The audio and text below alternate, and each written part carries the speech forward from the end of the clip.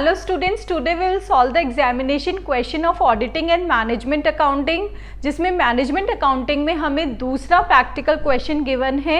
One information is current ratio is 2.5, liquid ratio is 1.5.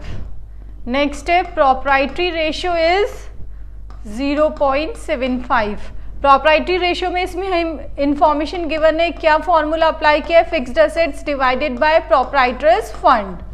ठीक है, working capital है अपनी 60,000, reserve and surpluses are 40,000, bank overdraft is 10,000. There is no long term loan और fictitious assets. तो इससे हमें balance sheet prepare करनी है आशुतोष लिमिटेड की. नाउ करंट रेशियो का क्या फॉर्मूला होता है, current assets divided by current liabilities. तो इसमें करंट लाइबिलिटीज इक्वल्स टू हमने क्या अज्यूम किया, let the current liability is x. Fine, current ratio is 2.5, current assets that is x. Now हमें और इंफॉर्मेशन गिवन है वर्किंग कैपिटल की, that is 60,000. तो वर्किंग कैपिटल इक्वल्स टू क्या होता है, current assets minus current liabilities. Working capital है 60,000, current assets है हमारी 2.5x और करंट लाइबिलिटीज हमने अज्यूम की थी x. नाउ x की वैल्यू फाइंड आउट करनी है, दैट इज 1.5x. तो x equals to 60,000 divided by 1.5, 40,000. तो करंट लाइबिलिटी आ गई 40,000, करंट असेट्स है 2.5x that is 40,000 multiply by 2.5. Find. Now value आ गई इसकी 1 lakh.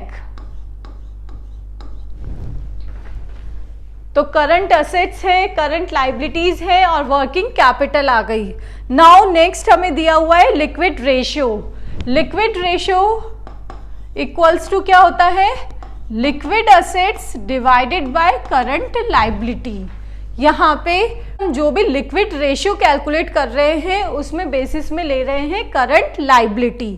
Fine, liquid assets that is, इसमें क्या कर देंगे, current assets minus stock, that is your liquid assets. Fine, liquid ratio है हमारा 1.5 इक्वल्स टू करंट लाइबिलिटीज अपनी कैलकुलेट हुई है 40,000, इधर आ गया लिक्विड असेट्स. इसको मल्टीप्लाई करेंगे 60,000 आ गई हमारी लिक्विड असेट्स. तो current asset minus stock equals to liquid assets. Fine, current assets है हमारी 1 lakh minus stock equals to liquid assets है 60,000, स्टॉक की वैल्यू आ गई हमारी 40,000. फाइन, नेक्स्ट है calculation of share capital. Proprietary ratio equals to क्या होता है, क्वेश्चन में गिवन है fixed assets divided by proprietary fund. Fine, proprietary ratio में 0.75. We will assume proprietary fund as a x. Let proprietary fund equals to x. तो x इधर आ गया, इधर है फिक्स्ड असेट्स. ठीक है, now the value of fixed assets क्या हो गया, fixed assets equals to 0.75x.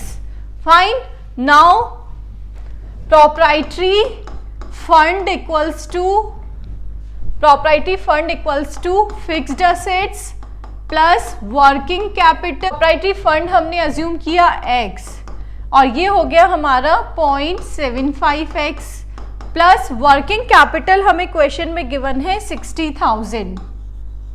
अब कैलकुलेशन करेंगे हम सारा, इधर आ गया 0.25x दैट इज 60,000 और x की वैल्यू आ गई 60,000 divided bye 0.25, 2,40,000 x that is proprietary fund.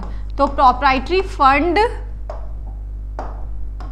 प्रॉपराइटरी fund equals to आ गया 2,40,000। फाइन, फिक्स्ड असेट्स इसका क्या हो गया 75%, तो 2,45,000 का 75% कितना हो जाएगा हमारा 1,80,000। ये हो गया अपना फिक्स्ड असेट्स। फिर capital equals to property fund minus reserves and surplus. Property fund है अपना 2,40,000 माइनस रिजर्व्स एंड सरप्लस है 40,000 का, तो शेयर कैपिटल अपने पास आ गई है 2 लाख की। फाइन, फिक्स्ड असेट्स है, प्रॉपर्टी फंड है, रिजर्व्स एंड सरप्लस है, सब चीजें आ गई है। Now we will prepare the balance sheet. This is our balance sheet. जितनी भी इंफॉर्मेशन है उससे हमने ये बैलेंस शीट प्रिपेयर की आशुतोष लिमिटेड की। शेयर कैपिटल है 2 लाख कैलकुलेट हो चुका है, रिजर्व एंड सरप्लस है हमारा 40,000 का।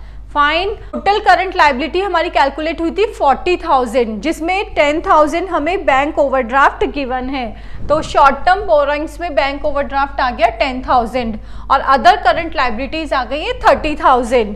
फाइन, टोटल हो गया 2,80,000। Now the asset sides, asset sides में फिक्स्ड असेट कैलकुलेट हुई थी हमारी 1,80,000।